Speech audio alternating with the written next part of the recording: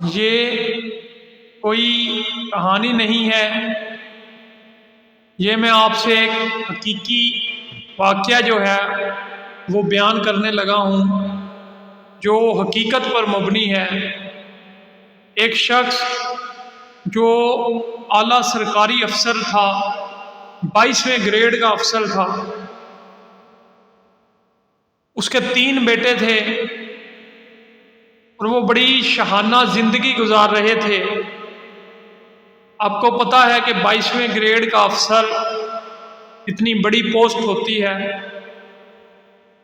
وہ بچے ایسے تھے کہ جیسے کہتے ہیں کہ یہ بندہ منہ میں سونے کا چمچ لے کے پیدا ہوا۔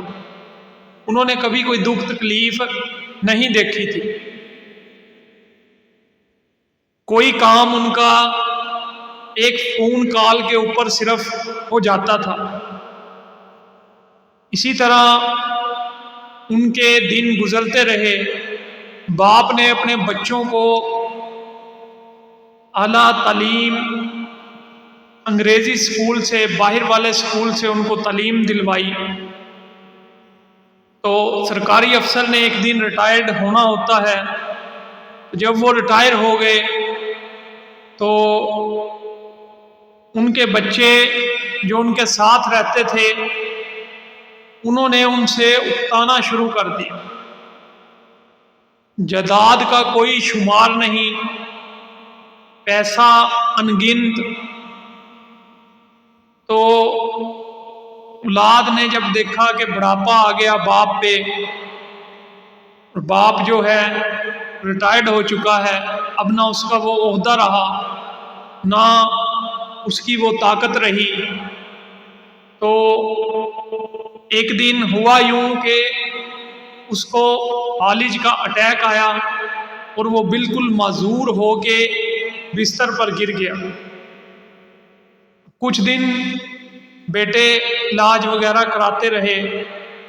آخر انہوں نے فیصلہ کیا کہ اب باپ کا تو کوئی پتہ نہیں، کیوں نہ جو جائیداد ہے اس کو آپس میں بانٹ لیا جائے، وہ جائیداد اپنے نام کر لی جائے۔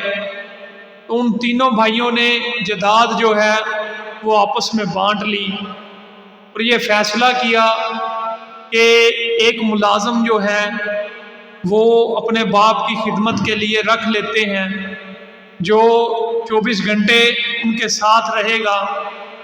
انہوں نے 30-40 ہزار پہ ایک ملازم رکھ لیا اور اسے کہا کہ تم نے اس کے کھانے پینے ہر چیز کا خیال رکھنا ہے۔ اور کچھ دن کے بعد انہوں نے پروگرام بنایا، ایک بیٹا چھٹیاں گزارنے کے لیے لندن، ایک فرانس، ایک روم۔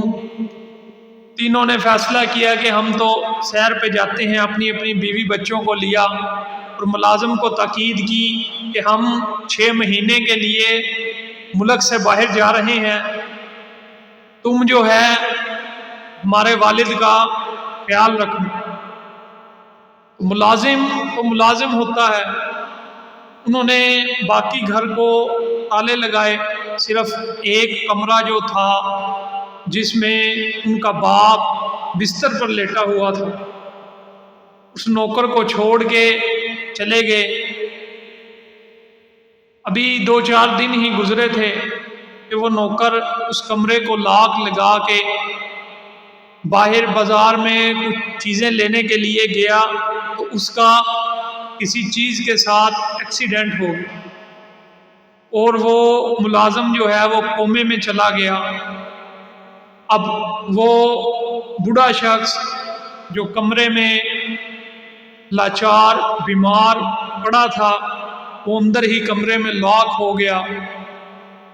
جب وہ 6 مہینے کے بعد واپس آئے تو اس شخص کی لاش، آپ خود تصور کر سکتے ہیں کہ 6 مہینے میں اس کی لاش کے ساتھ کیا ہوا ہوگا۔ تو جب بچوں نے دیکھا تو انہیں سب حقیقت کا معلوم ہوا، تو انہیں کوئی افسوس بھی نہیں ہوا۔ میرے بھائیوں، یہ جو عبرت کے واقعات ہمیں آج کل دنیا میں دیکھنے کے لیے ملتے ہیں، یہ ہماری آنکھیں کھول دینے کے لیے کافی ہیں۔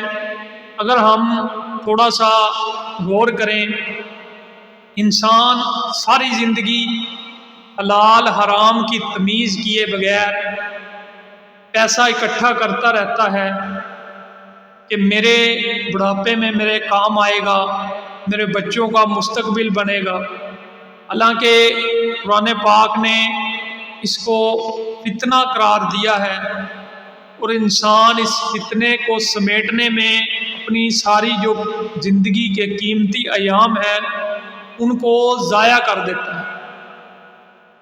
اور ایک سبق ہمیں اس میں یہ بھی ملتا ہے کہ انسان جو بوتا ہے وہی کاٹتا ہے۔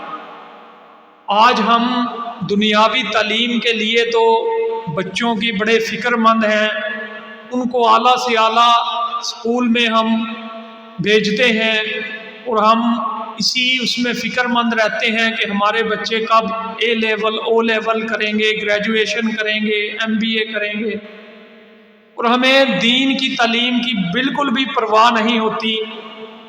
ہم بچوں کو بالکل بھی دین کی تعلیم کی طرف نہ ان کی توجہ دلواتے ہیں، نہ ہماری خود کی یہ توجہ ہوتی ہے کہ ہمارے بچے جو ہیں وہ دین کی تعلیم حاصل کر سکیں۔ میرے بھائیوں، ماں باپ کی خدمت جو ہے وہ ہمیں ہمارا دین ہی سکھاتا ہے، وہ ہمیں ہمارا دین اسلام سکھاتا ہے۔ دنیا میں کوئی مذہب، کوئی مدرسہ، کوئی سکول، کوئی درسگاہ ایسی نہیں ہے جہاں اسلام کے علاوہ کوئی آپ کو ماں باپ کی خدمت کرنا سکھا دے۔